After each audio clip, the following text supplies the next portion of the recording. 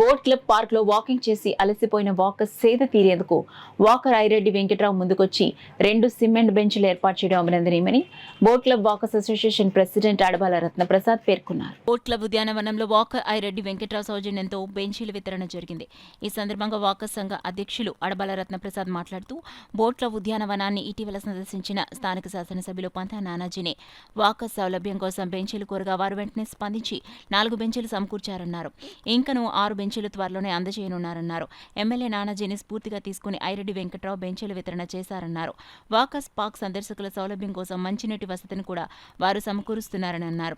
Lions club Kakinada stars అధ్యక్షురాలు షర్మిల మాట్లాడుతూ తమ క్లబ్ తరపున 6 బెంచీలు ఇవ్వనున్నట్లు తెలిపారు. ఈ కార్యక్రమంలో డాక్టర్ శిరీష, ఇండుగుల ప్రసాద్ నాయుడు, చింతపల్లి సుబ్బారావు, రవిశంకర్ పట్నాయక్, ఓం నమ శివాయ తదితరులు పాల్గొన్నారు.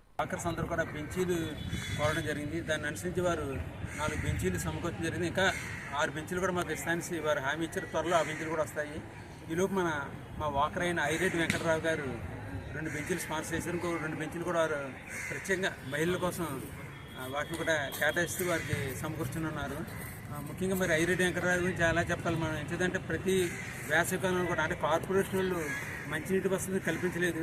మరి ఉదయం సాయంత్రం కూడా వేలాది మంది వాకింగ్ చేస్తుంటారు, పార్క్ సందర్శనకు వస్తుంటారు. కనీసం నగరపాలక సంస్థ అధికారులు మంచినీటి వసతి కల్పించలేదు. దాన్ని గమనించి ఐరెడ్డి వెంకటరావు గారు ప్రతిరోజు కూడా వాటర్ టిన్లు పెట్టి వాకర్స్ అందరూ కూడా మంచినీటి వసతిని కల్పిస్తున్నారు.